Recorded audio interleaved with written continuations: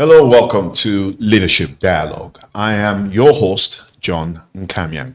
And today we delve into the core of Nigeria's opposition politics, where the quest for internal democracy is currently battling the rule of law. The People's Democratic Party, the PDP, is once again at a critical crossroad, facing a double whammy from the Federal High Court that has effectively frozen its planned national convention. Our conversation today is not just about a court order. It's about what this legal injunction means for the future of the PDP and Nigeria's democratic landscape. At this point, I'd like to introduce my guest who will be joining me to do the complex legal and political maze. Is a seasoned analyst and commentator. He is the head of mission, Leadership and Accountability Initiative. Honorable Hery Sheild, it's great to have you on Leadership Dialogue. Thank you so much for having me. Right. Now, Henry, let's look at the issues as they are. Let's start with the facts. We have two separate rulings from the Federal High Court. The first from Justice James Omotosho on October 31st, and the latest just early this week from Justice Peter Odo Lifo, both essentially barring the PDP from holding its national convention and restraining the Independent National Electoral Commission, INEC, from recognizing the outcome, if at all the PDP decides to go against those court ruling. So what is the key takeaway from this double legal hammer that's hitting the PDP? Well, essentially, I would say that our judiciary is become a shadow of itself. And it's very unfortunate because there's a ruling of the Supreme Court that grants autonomy, so to say, to political parties to deal with their affairs. The meddling of the judiciary in some of these cases is absolutely ridiculous, completely unbelievable. And there's this particular Justice Omotosho, the penchant, to always want to give rulings that favor a particular individual. It's become so notorious for that action, and no judge, no justice of our court, no legal officer should be beholden to politicians.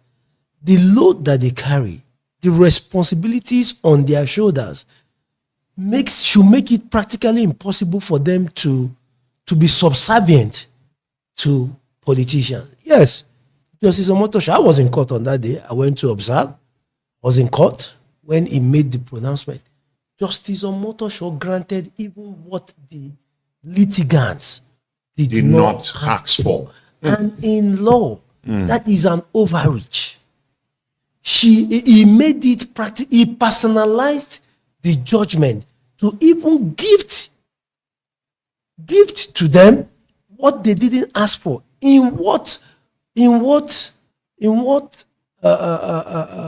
constitution would such a judge derive such power? And if you're known to be notoriously, again, beholden to a particular politician, it behoves on you, whether you are a judge, whether you are a businessman, if you're known to be notoriously beholden to anyone, it behoves on you for the sake of your name to make sure that you do the right thing.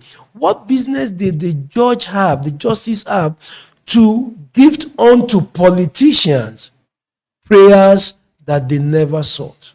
That was a judgment that was ridiculous. For me, I would appeal that whatever judgment, wherever, even if it is notorious, even if it's ridiculous, whatever, should be obeyed. We are still in a constitutional democracy. So what the PDP did was to approach the Ibadan High Court, and they got an order from the Ibadan High Court granting permission to them. Ordinarily,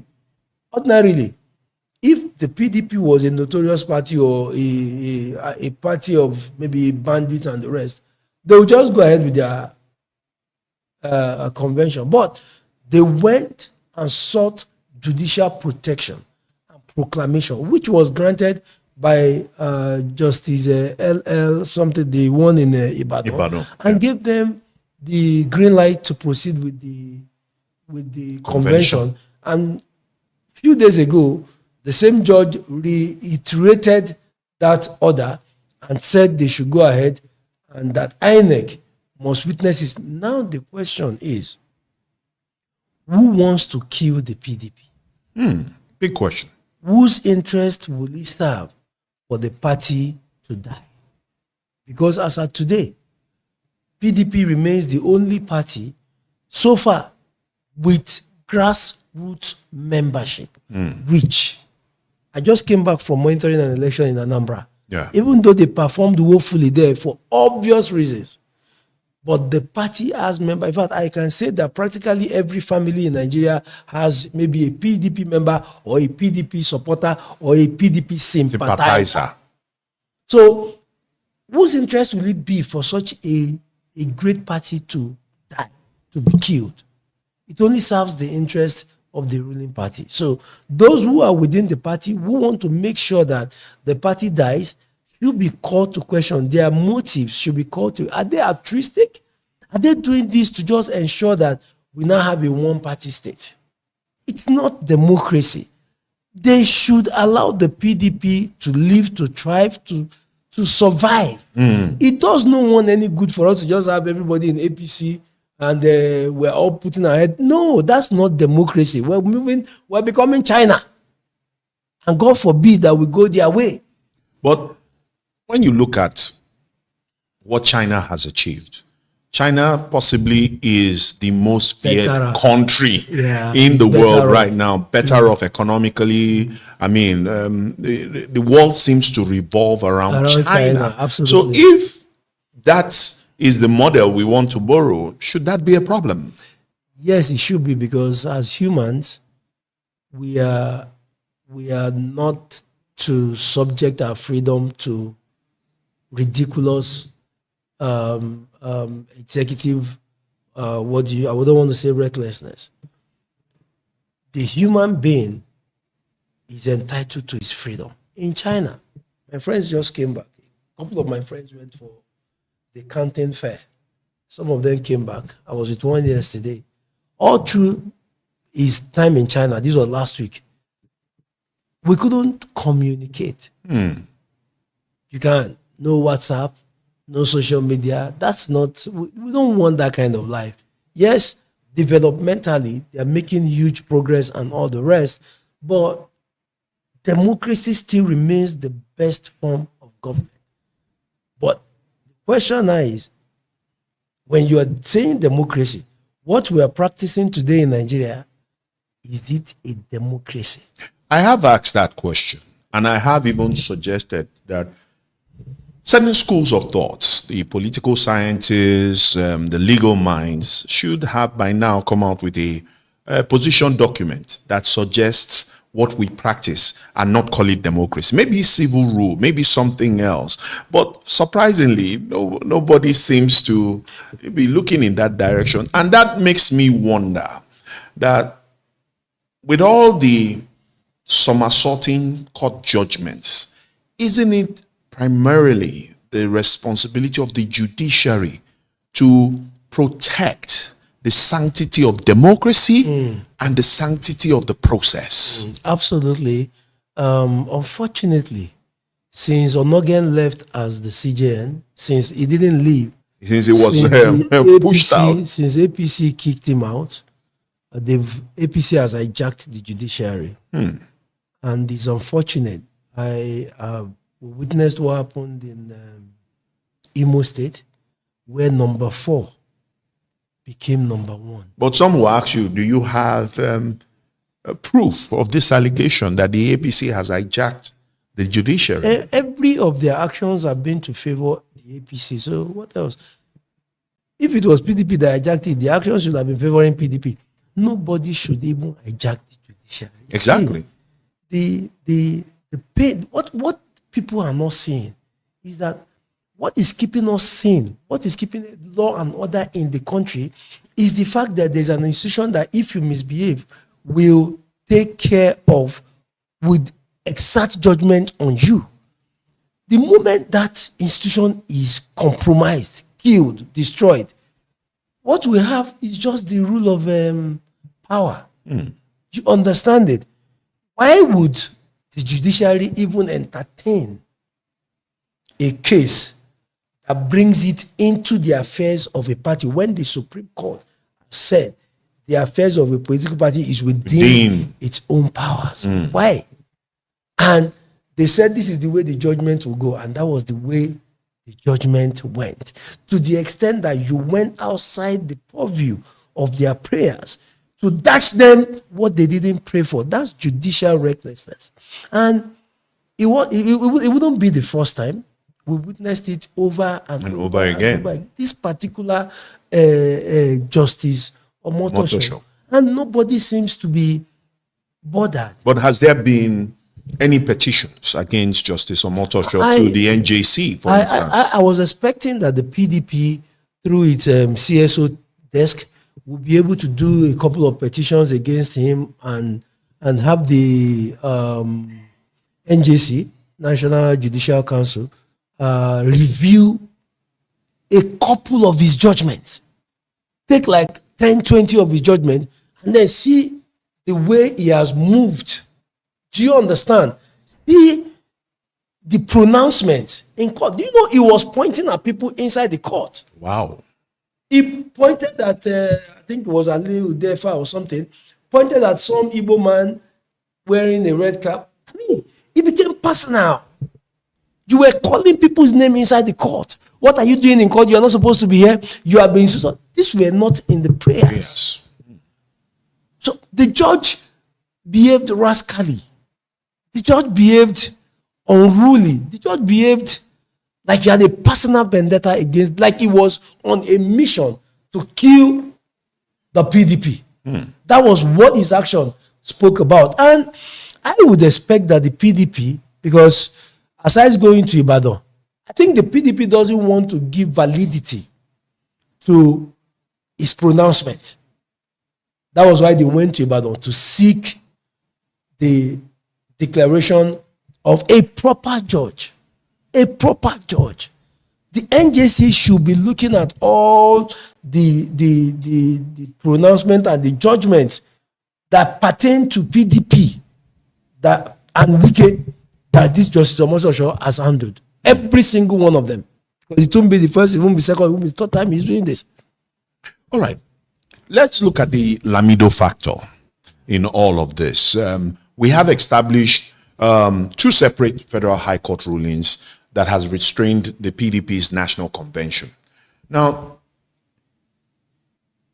Sule Lamido is a foundation member of the People's Democratic Party, PDP.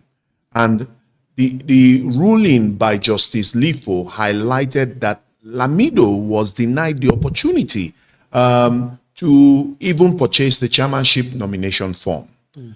How significant is the issue of the exclusion in the eyes of the law, and what does it reveal about the current internal dynamics of the party? Party? Let me clear that now, and let me clear it publicly. Alhaji Sule Lamido, a respected elder statesman, loyal to a fault, very dependable, very he has been a committed PDP member, a founding father at that. I think there was a mix-up. Sule Lamido approached Wadata House on the day of the last day of the submission of form, not the last day of the collection of forms.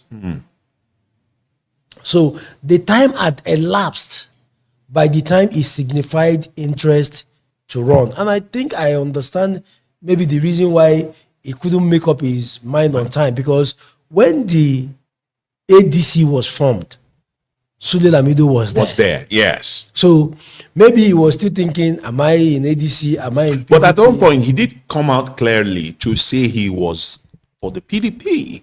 See, when your pictures, I'm here now.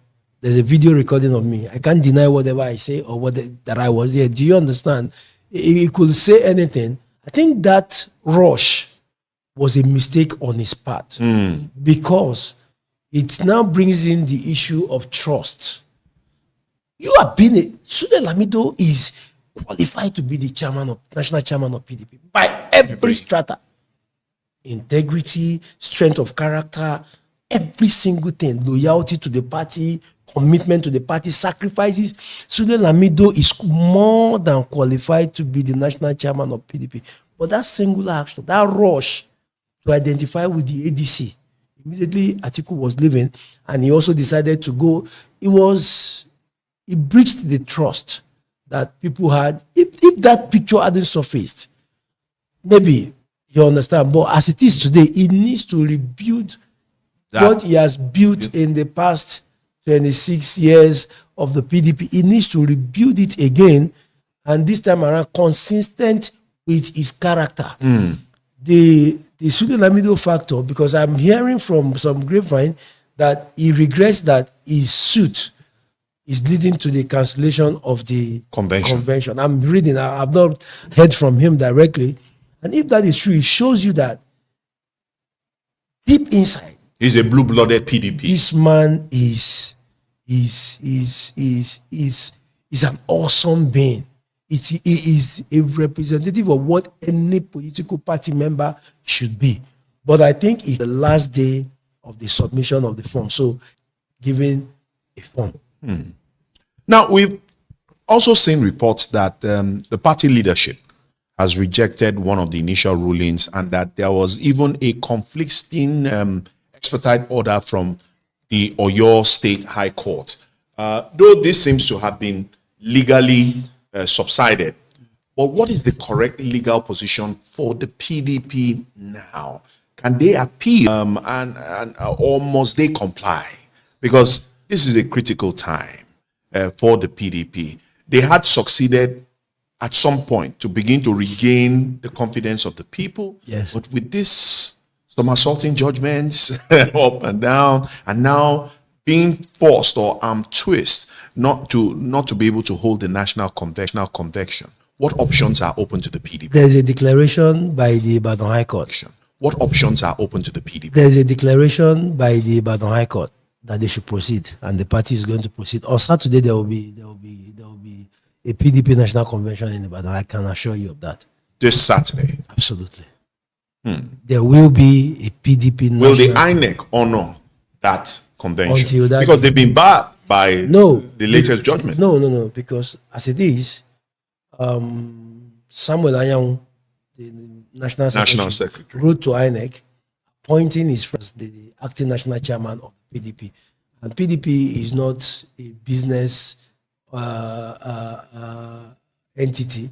It's not a limited liability company where one man can say, I'm the MD, I'm appointing. No.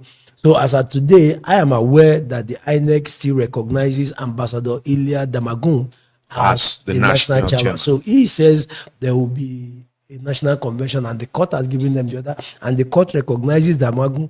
It's the court that recognizes that one that will go ahead with, because the impunity is getting scary. Last week, the national secretary of the PDP, in partnership with an APC minister, decided to use an APC facility to set up a POT for the party inside an APC facility.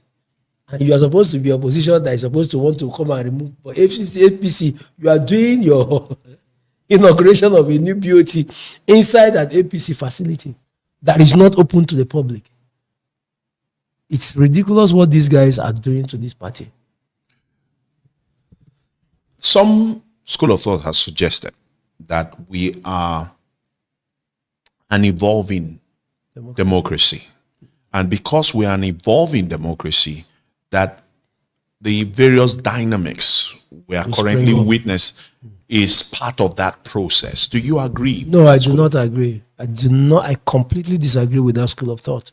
Because they point fingers to the American democracy I that is over 300 years, the UK Parliament, and suggesting that they too had to go through this evolutionary processes. So now, if the American nation has gone through this process and come out and is now a shining light on democratic practice around the world, Europe has done the same thing, and maybe we'll say Canada and all the rest. So why do we also need to go through the same thing when we can actually pick from their own mistakes and build on it must we also do the mistakes? And let me tell you, Obasanjo became president in 1999. Say whatever you want of him. You have no right. The bad journalists, the bad journalists, including executives of the NUJ, top executives of the NUJ were bad. So, do you call this a democracy? No. We have a political party, the APC, which is the ruling party, that has shown that it has probably perfected the art of propaganda as a machinery. The state policy. Now,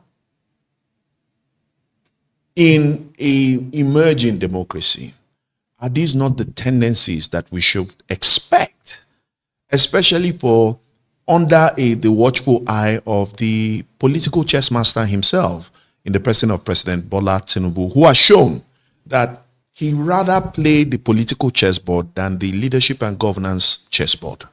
Absolutely. We have this morning, some few hours ago, a thought has been ringing in my mind. I don't know if it's a proper thought, that whoever is supporting Tinubu today is against Nigeria. I don't know. But the grand vision suggests that you have a renewed hope agenda that is supposed to give Nigerians renewed hope and a brighter future. I would have trusted the renewed hope agenda if it was handled by someone else and not Tinubu. Why so? Because we saw what he's done in Lagos in the last since 1999. But that has been a reference point. Even with the various laws, particularly the tax laws. Are you sure you are not falling for their propaganda? You know why I say this, right? In a democracy, the will, the power to choose should not rest in the hands of one man. The moment it rests with one man, it is no longer a democracy. And that has been my fear. Of all the evil that Buhari did as president, I could forgive him. The only one that remains unforgivable to me against him is the fact that he handed over to this man.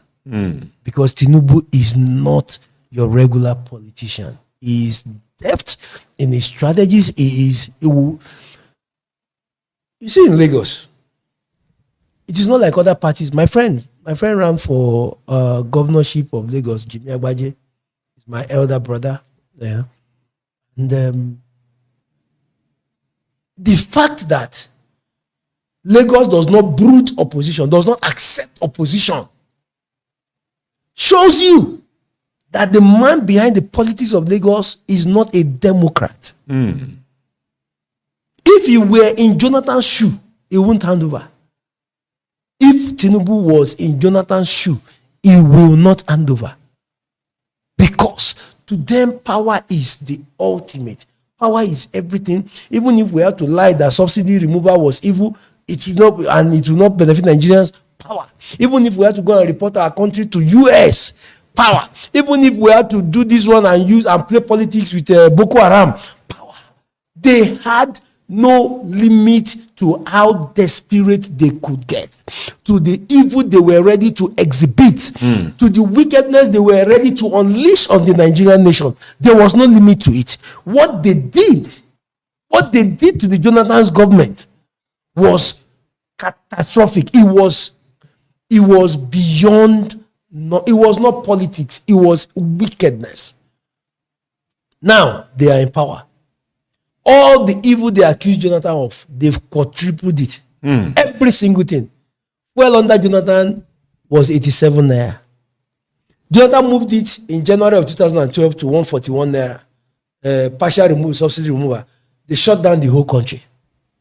To 141 naira. Today, fuel is 1,000 naira in Nigeria. And you know what? And subsidy has been removed. Subsidy has not been. They are still. But that's paying, the official statement. They are still paying subsidy. It's just like these are for our forex, like the naira to dollar rate and everything. They are still. What do you call? They are still defending the naira. Otherwise, naira would have gone to 3,000, 4,000 naira. Because we're not manufacturing anything. Companies are shutting down. Businesses are closing up. People are finding it. In fact, when the man said he was going to reduce the purchasing power of the people, believe me, he has reduced the purchasing power of the people. Because how many people now can afford to eat 3 square meals a day? My driver was traveling some days ago for the Anambra election with one of my staff, and they got out of the road. They had to sleep over somewhere, and they sent me the bill. When I saw the bill for a plate of food, I was like, 7,000 inside Lokoja. You understand what I'm saying? Now, for some of us, we might not really say, okay, we can't complain because we're still doing, but you cannot ignore the pains of the people. The renewed hope agenda has been renewed shege, has been renewed suffering, has been renewed pain to the people. How many parents withdrew their children from the schools they were hitherto going to? Many people stopped using luxury vehicles. Many people can't even afford to buy designer clothes or to buy. See, the quality of life of people reduced. The bag of rice shot up to 110,000. I bought at 110. Now it's about 60. It's hovering around 60 or 70. It's still expensive. These guys met a bag of rice at 8,500. You understand? So there is nothing, whatever policy as a government that you are implementing that is impoverishing the people is an evil policy. I don't care what name you call it, whether removal of fuel subsidy, whatever. The essence of governance is the improvement in the lives of the people, nothing else. It is not speaking Oyibo. It is not buying private presidential jets. It is not buying vehicles for the first lady. It is not building 20-something billion naira house for the vice president.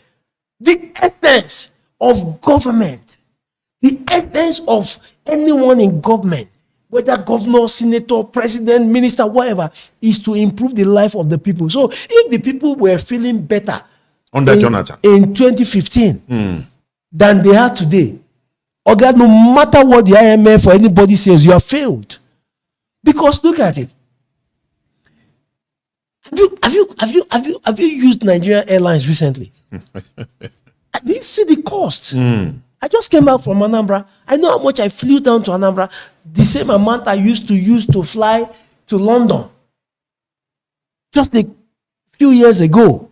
It's not, see, we are speaking too many English, unnecessary English. We are distracting ourselves with grammar. Is this government working or not? No, it is not working. Because what? It cost me 130,000 to fuel my car every week. 130,000 naira to fuel my car every week. To do the math, a month. Now, yeah, I was filling my car for 19,000 under Buhari. Under Buhari, 19,000 will fuel my car. So, as bad, as terrible as Buhari was, things were still relatively within reach. Buhari is still considered, Buhari's regime is still, Buhari's administration is still considered a paradise compared to this hellhole. You know why? Buhari refused to remove fuel subsidy because as an oil producing nation, the citizens should benefit a little thing. You are an oil producing nation and you're buying fuel at the same price as countries that do not have oil. So what is the benefit of the oil that God has given you as a citizen? You, do you understand what I'm saying? I'm from Nigeria. I'm a proud green passport holder. We have oil in Nigeria. What is the benefit to me personally? Nothing. Now you are taxing every living thing out of. Have you seen the prices of electricity recently? Tariff. The man is making life. It's like when he wakes up every morning, him and his advisor, they just sit down and be like, how do we make life more terrible for these people? It's like they're enjoying. Because that has been, Tinubu has not implemented one policy to make Nigerians happy, to make life better for Nigeria. I cannot see any policy. The administration will argue with you That what? That the economy is more stable, the naira is more stable, oil production has shot up to close, if not over 2 million barrels per day, that the economic indices, especially at the macroeconomic level, is showing prospects that in as much as, let me borrow the words of Mr. President, these are teething pains that we must go through. So it is the citizens that should go through pain and not them. What kind of a father puts his own children through these excruciating pains while eating salad and chicken? That's an evil, insensitive, disconnected father. Oh, it's a teething problem. Baby steps of pain. But you are buying a new jet for $150 million. Come on. $150 million. One jet. You are building the house for the vice president for 24 billion. You are renovating Dodan Barracks for 4 billion. You're buying a yacht for 5 billion. No. These are not the actions of a country that wants to tighten his belt. These are actions. But he has received commendations from the World Bank, the Paris Club, the IMF, that these policies he has implemented, economic policies, economic reforms, are yielding some fruit. What fruits are they yielding? Foreign direct investment is returning to the country. What is the current foreign FDI? You can't. Where our foreign reserves have increased. Oh, how much is our debt now? Come on. We are smart to know that these guys are players. Do you understand? How much is our debt? They are ruining the country. But we've been told that borrowing is not the problem. It's not. We can borrow because we're good. What are you borrowing for? Nothing productive. Nothing. Containers that ships that bet in Nigeria, they go back empty-handed because we're not exporting anything. We don't have anything we're producing. These guys are just carrying this money. Nothing. If the president is sincere, let me tell you, there are 10 aircraft in the presidential fleet. Some have been put up for sale. Which one? What he should have done would have been to sell off 7. See, the president of Brazil, is it Brazil or Argentina? He flies commercial. Yeah. He revived their economy. You know what he did? He reduced the size of government. This one increased it too. You cannot be saying one thing and be doing another. You are asking citizens to tighten their belt to endure. Meanwhile, your cheeks are the ones that are getting fatter. No. A leader takes the first pain before injecting others and saying, okay, I am ready to go through this. We shouldn't be seeing the president. I think we're in the wrong hands. So, what is the way forward? The way forward is that there must be opposition. PDP must survive by all means possible, by every means. By every means possible. PDP must not die. Does the PDP have the political will, the sagacity to resist this attempt to stiffen them and drown them in the sea of politics? Well, I will want to believe that the party has learned a lot of lessons in the hands of Tinubu. They have seen. If it was before, PDP will not go ahead with their convention. If it was in the past, they won't go ahead. But now, they have seen that the people they are dealing with are not gentlemen. When you are dealing with a thug, you behave like... You saw what happened between Wike and the soldier yesterday. That's what's going to keep happening going forward. Because Nigerians have had it up to here. You cannot be this brazen. You cannot be this... defiant. God. In a democracy, in a so-called democracy. So I see the PDP reinventing itself. I see the PDP becoming born again and now giving, because the truth of the But matter, how will the PDP be born again when you still have the likes of a Wike? No. You still have a Sam Daddy, who is after the convention of Saturday, I'm sure those men will be story. There will be history in PDP. I am 100% sure. That's why they are fighting tooth and nail to make sure that they still keep the PDP underneath their foot. But it's not going to happen. There will be convention on Saturday. I might even go there. I might even decide to go there to go and observe. You know, we would like to observe, so that we can have good points. We can see history being made in our presence. You know, I might be there in Ibadan on Saturday. I'm not sure yet, but I might be there. Once convention of Saturday holds, will that be? That's the end of. Will that be part of political history, part of our political evolution process? Yes, because the party will be taken out of the hands of undertakers. People who have used it to trade, to do, bent on making sure that the party never rises. The party will be completely taken out of their hands. And now the party can fight as a virile opposition, political buccaneer. Well, Henry, as we wrap up, let's look at the bigger picture.